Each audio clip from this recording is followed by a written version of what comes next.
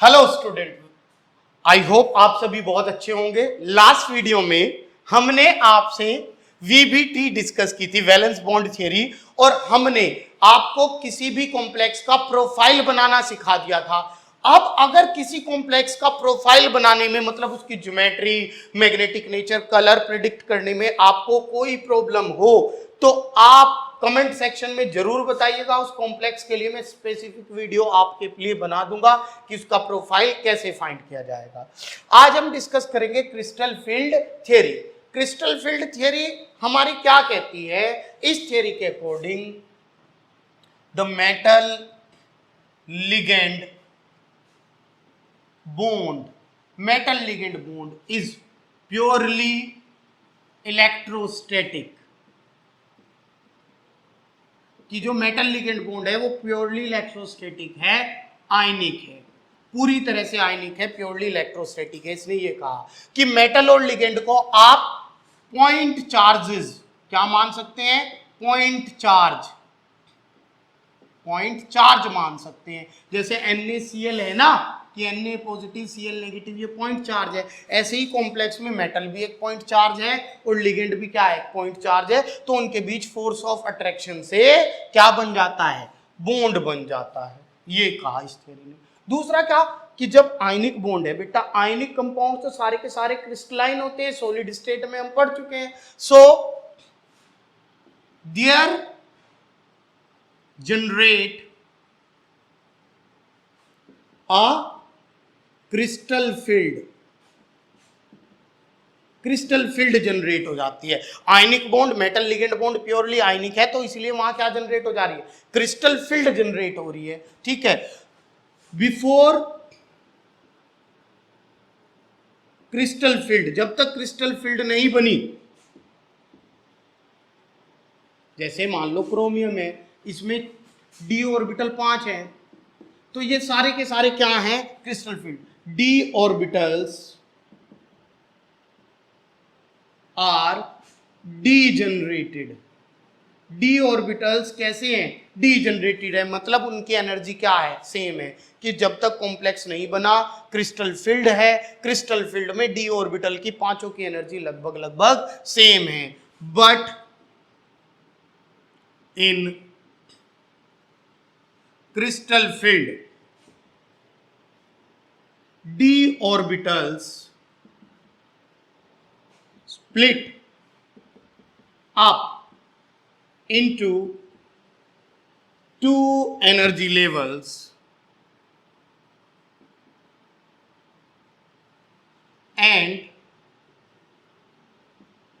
this splitting is called crystal field splitting, CFS। ये theory क्या कहती है कि भाई मेटल लिगेंड बॉन्ड तो पूरी तरह से आयनिक है, प्योरली इलेक्ट्रोस्टैटिक है, और अगर ये metal ligand bond purely electrostatic है तो वहां क्रिस्टल फील्ड जनरेट हो रही है। क्रिस्टल फील्ड जब तक नहीं बनी थी तो d ऑर्बिटल ऐसे ही पड़ा था, लेकिन क्रिस्टल फील्ड बनते ही d ऑर्बिटल दो एनर्जी लेवल में टूट गया। इसे हमने क्या कहा? Crystal field splitting. और ये स्प्लिटिंग किस पे डिपेंड करती है? क्रिस्टल फील्ड पर, कि कैसी है। दो तरह से ये स्प्लिटिंग हो सकती है, कि या तो टेट्राहेड्रल फील्ड है या फिर ऑक्टाहेड्रल फील्ड है हमारी। ठीक है। कि अगर हमारे पास d ऑर्बिटल है, d ऑर्बिटल, ठीक, जैसे ही ये आपके पास जाएंगे, डीजनरेटेड d ऑर्बिटल हमारे कितने टाइप के होंगे? ये 5 हैं डीजनरेटेड। इनकी जो एनर्जी है वो सेम है, डीजनरेटेड d ऑर्बिटल, लेकिन क्रिस्टल फील्ड में जाते ही ये दो एनर्जी लेवल में टूट जाएगा। एक कम एनर्जी का, जिसे हम क्या बोलेंगे? T2G, और एक ज्यादा एनर्जी का, दो orbital EG, in octahedral field. अगर हमारी फील्ड कैसी है? ऑक्टाहेड्रल है, ऑक्टाहेड्रल फील्ड में बेटा। ठीक है। और ये जो एनर्जी का सेंटर है इसे बोलते हैं बैरी सेंटर। ठीक है। इन दोनों एनर्जी लेवल के बीच में जो गैप है उसे हम क्या बोलेंगे? CFSE, crystal field splitting energy. इसे बेटा डेल नोड से डिनोट करते हैं, ठीक है बेटा। और ये कितना होता है लोअर एरिया में जहां 3 ऑर्बिटल है 0.4 नेगेटिव, और ये प्लस 0.6, ठीक है। तो अगर मान लीजिए आपको क्रिस्टल फील्ड स्प्लिटिंग है, हम क्या कह रहे हैं कि कोई भी जो ऑर्बिटल है डी ऑर्बिटल, और डी ऑर्बिटल में आपके पास क्या है, जो 5 ऑर्बिटल्स हैं उनकी एनर्जी लगभग सेम है, लेकिन क्रिस्टल फील्ड में जाते ही वो टूट जाएंगे, कुछ 3 एनर्जी, कुछ कम एनर्जी के और कुछ ज्यादा एनर्जी के। ये स्प्लिटिंग ये हमारी क्या कहलाती है, क्रिस्टल फील्ड स्प्लिटिंग। और इन दोनों के बीच का जो गैप है वो क्या कहलाती है, CFSC, crystal field splitting energy. मान लो जैसे कोई स्ट्रॉन्ग फील्ड लिगेंड है, उसने 6 इलेक्ट्रॉन है, वो पेयर करा रखे हैं पूरी तरह डी ऑर्बिटल में, तो पहले 3 यहां जाएंगे, 6 के 6 इलेक्ट्रॉन आपके यहां आ जाएंगे, और ऊपर क्या होगा हमारे पास, ऊपर कोई इलेक्ट्रॉन नहीं होगा। उस कंडीशन में हमारे पास जो इलेक्ट्रॉनिक कॉन्फ़िगरेशन है कि T2G में तो 6 है, EG में 0 है। और अगर आप CFSC निकालें, इसकी CFSC क्या होगी, जैसे हमने K4FeCN6 में बताया था, पेयरिंग करा देता है 6 के 6 इलेक्ट्रॉन। सो 6 इंटू कितना है -0.4 प्लस ऊपर कितने इलेक्ट्रॉन है 0 इंटू प्लस 0.6, ये टर्म तो 0 हो जाएगी, और 6 4 24, तो कितनी आएगी -2.4। CFSC वैल्यू ये आई। और अगर जैसे इसके लिए हमने देखा K4FeCN6 के लिए, एक ये भी था K4, लास्ट वीडियो में आप चेक कर सकते हैं, FeCl6, ठीक है। इसमें पेयरिंग नहीं होती, इसमें पेयरिंग नहीं होती, तो जो 6 इलेक्ट्रॉन है वो इस तरह से होते हैं, राइट। 4 यहां आगे, 5 और 6।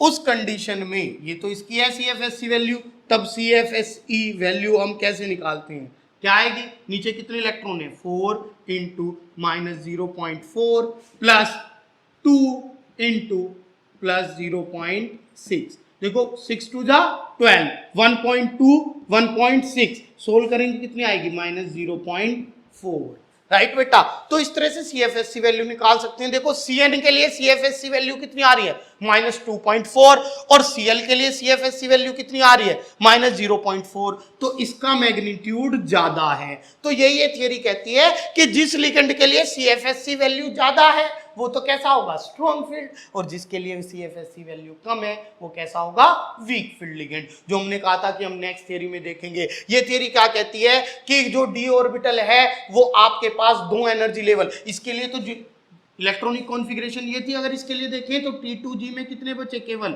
4 इलेक्ट्रॉन, और EG में कितने हैं 2 इलेक्ट्रॉन, राइट बेटा। इस तरह से हमारी स्प्लिटिंग होती है क्रिस्टल फील्ड में। ये थियरी क्या कहती है कि before the bond formation the 5d orbital are degenerated and have nearly same energy, but in crystal field they split up into 2 energy level, one with lower energy and another with higher energy, and the difference between these 2 energy level is known as CFSC। उसे हम क्या बोलते हैं बेटा, CFSC बोलते हैं, ठीक है बेटा। इसके बाद अगर हमारे पास टेट्राहेड्रल फील्ड है, टेट्राहेड्रल फील्ड,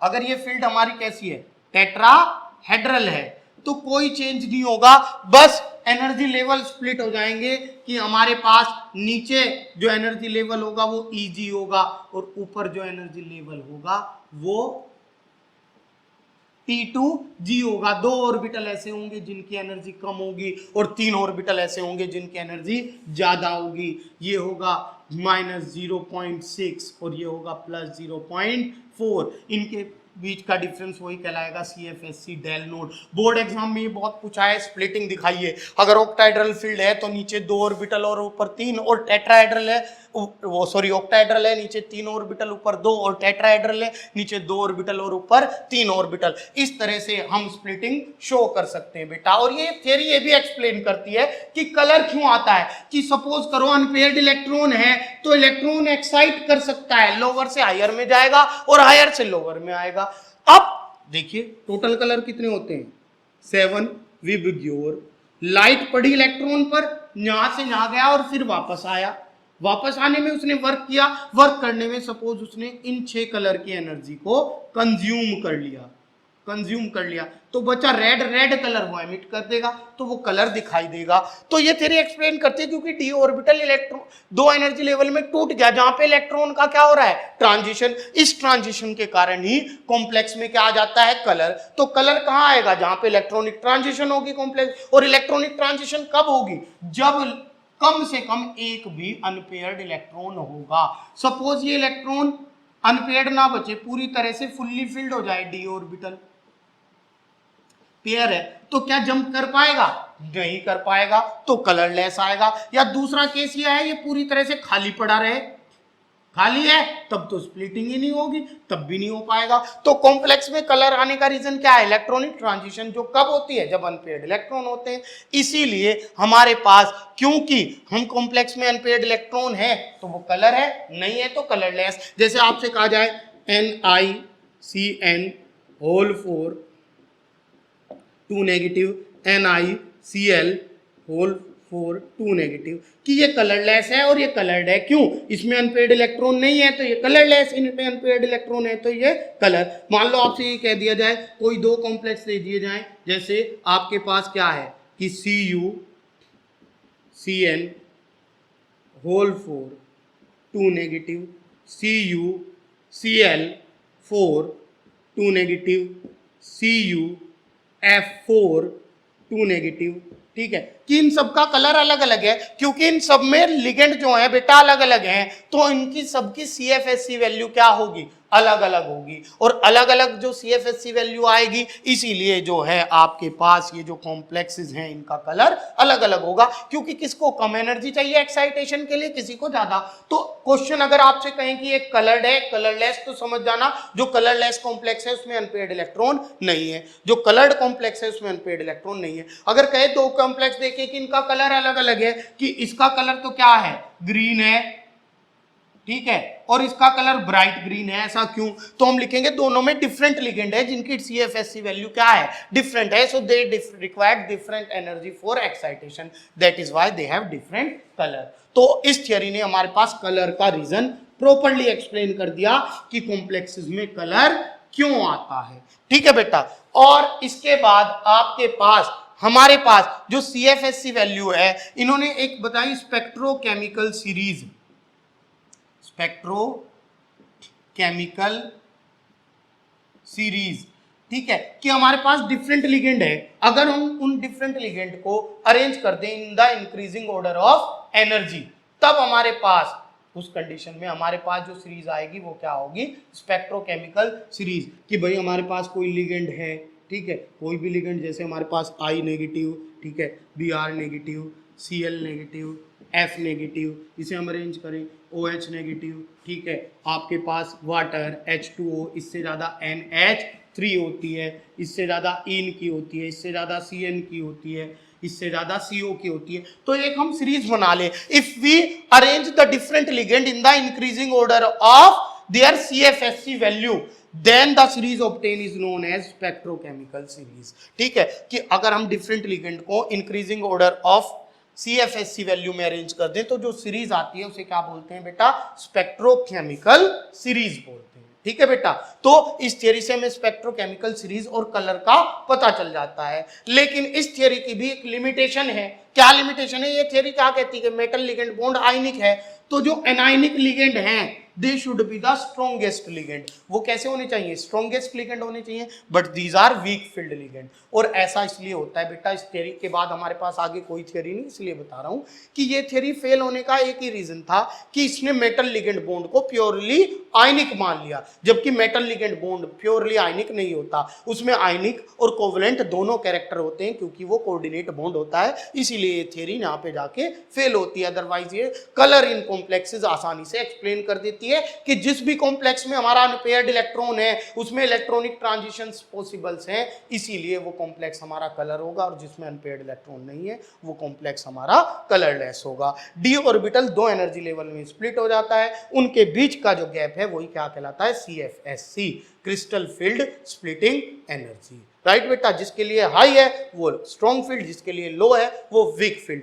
अब इन सब के बाद हम किसी भी कॉम्प्लेक्स में ये बता सकते हैं कि वो कलर है या कलरलेस है, उसकी ज्योमेट्री क्या है, रीजन क्या है, पैरामैग्नेटिक है या डायामैग्नेटिक है। इन सभी थ्योरीज से हमारी बॉन्डिंग कॉम्प्लेक्सेस में कंप्लीटली एक्सप्लेन हो जाती है। तो मिलते हैं नेक्स्ट वीडियो में, जहां हम डिस्कस करेंगे rest topic of the coordination compound. और कोई डाउट है तो मुझे कमेंट सेक्शन में जरूर बताइएगा, मैं वो डेफिनेटली क्लियर करूंगा।